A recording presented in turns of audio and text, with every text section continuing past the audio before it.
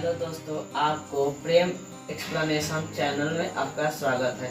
शायद आपको यह मालूम नहीं होगा कि छिपकली कैसे दीवार पर चलती है, तो आपको बताना चाहूँगा कि छिपकली दीवार पर कैसे चलती है। आखिर में छिपकली को दीवार पर चलने का क्या कारण है, आखिर में वो छिपकली दीवार पर जो चलती है वो कैसे रह पाती है। तो मैं आपको इस बारे में मैं आपको डीपली बताना चाहता हूँ कि आखिर में छिपकली जो है बिना पैर के यानी बिना फेविक्विक के चिपकाए जैसा दीवारों पर आसानी से चल देती है। तो आइए हम बताते हैं। जैसे ये छिपकली का पैर हुआ, तो छिपकली आखिर में मान लीजिए ये दीवार हुआ, तो छिपकली है तो ये दीवार पर आसानी के साथ कैसे चल सकती है। तो मैं बताना चाहता हूँ कि ये देखिए, ये छिपकली हो गई है। ये छिपकली मैं ऑलरेडी बना चुका हूँ, क्योंकि मेरे पास तो स्मार्ट बोर्ड है नहीं कि अपलोडेड वीडियो मैं यहाँ से क्लिक करूँ तो अपलोड हो जाए, अपलोडेड वीडियो आपके सामने प्रस्तुत करूँ। तो मैं हाथ से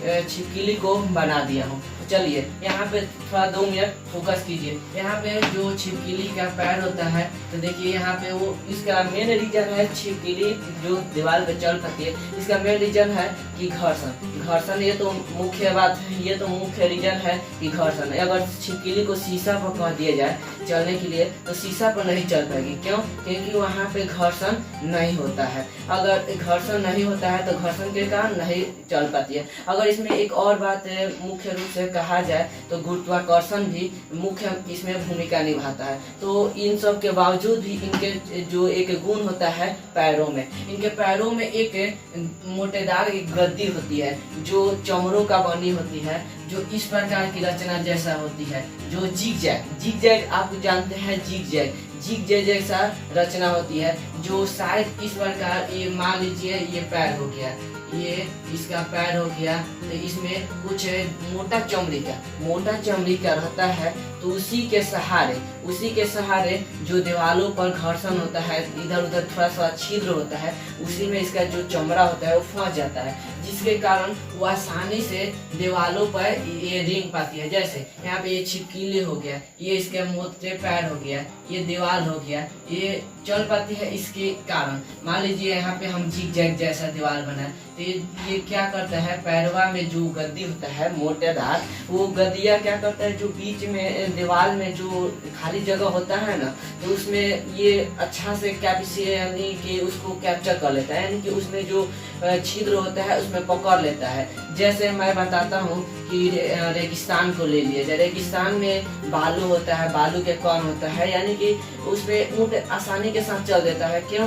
क्योंकि वो उसका जो खूर होता है, खूर उसका चाकर होता है, चाकर यानी उसका क्षेत्रफल ज्यादा होता है। क्षेत्रफल ज्यादा होने के कारण वो आसानी के साथ चल पाता है। क्यों? क्षेत्रफल ज्यादा होता है तो ज्यादा दूर में रखेगा तो उसका पैर कम लगेगा। वही अगर घोड़ा का बात कर लिया जाए, अगर रेगिस्तान में घोड़ा दौड़ाया जाए तो घोड़ा नहीं दौड़ पाएगा। क्यों? क्योंकि उसका जो खूर होता है वो इस प्रकार से होता है, जो नुकीला टाइप का होता है, कि अगर घोड़ा को उसमें ले जाया जाए तो इस प्रकार यानी हल जाएगा, वो पतला होता है। या जानवर हो गया, जैसे गाय हो गया, गाय भैंस, वो वहाँ पर आसानी से नहीं चल पाती है, इसीलिए ऊँट को रेगिस्तान का जहाज भी कहा जाता है। चलिए, तो वहाँ पर हम आपको वो नहीं बताने वाला हूँ, बट थोड़ा सा पॉइंट आ गया इसीलिए मैं बता दिया हूँ।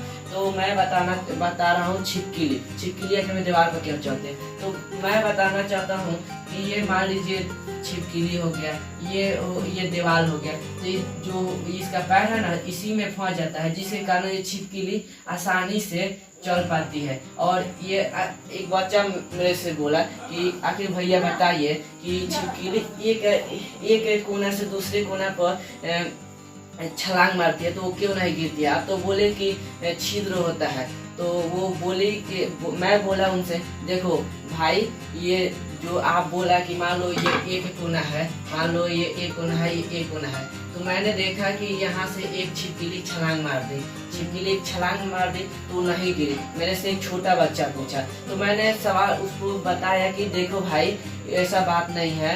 तो जो मैं बोला ना कि उसके पैरों में एक मोटे गद्दे चमड़े जैसा होता है, उसी के कारण वो पकड़ लेता है, जिसके कारण वो गिरने नहीं देता है। तो बोले कि कभी कभी तो छिपकली गिर जाती है, तो मैं बोला कि नहीं, वो कभी कभी गिरती भी है। बताओ क्यों? क्योंकि वहाँ पे गुरुत्वाकर्षण बल कम, या तो कम गुरुत्वाकर्षण बल तो रहता है, काम करता ही है, लेकिन वहाँ पे घर्षण कम पड़ जाता है। तो क्या होता है, मान लो कि यहाँ पे कभी कभी छिपकली कभी कभी देखता है कि तुम छत वगैरह पर चलती है, अचानक गिर जाता है। वहाँ पे रीजन क्या है कि वहाँ पे थोड़ा सा घर्षण नहीं मिला होगा, उसके पैर में कुछ फ्रैक्चर, यानी फ्रैक्चर तो उनको सब करना ही होता है, क्योंकि अगर छिपकली का पैर भी कट जाए ना, तो उसका पैर जमने का उसमें क्षमता होता है, क्योंकि उसमें तंत्रिका तंत्र होता है। क्योंकि अगर मान लो कोई छिपकली का ले लेना तुम, अगर उसको पूंछ काट के देखेगा तो 1 महीने के बाद देखेगा तो क्या होगा, फिर वो पुनः जम जाता है। तो ये आम बात है, ये नेचुरल प्रकृति का देन है, उन सब का पूंछ पुनः जम जाता है। ठीक है, तो मैं बताना चाहता हूँ। तो देखिए, तो ये छलांग मारती है, तो कभी कभी आपने देखा है कि छत पर से, दीवार पर से गिर गई छिपकली, तो किसी के देह पर छिपकली दीवार पर से गिर गई। आपने कभी बहुत सारे हम भी सुने हैं, हम भी देखे हैं। तो क्या इस सब का पीछे कारण जानते हैं क्या?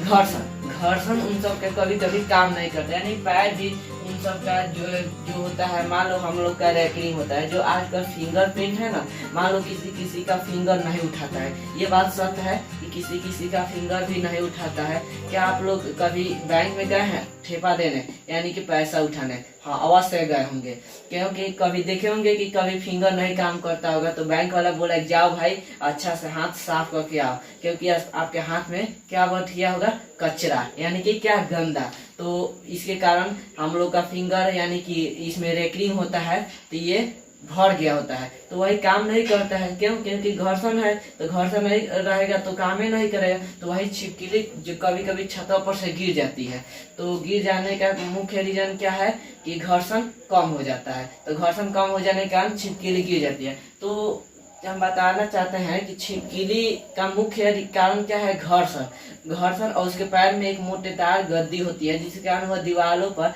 आसानी से चल पाती है। Thank you. अगर आपको मेरे वीडियो अच्छा लगा तो सब्सक्राइब करना मेरे चैनल को। Thank you.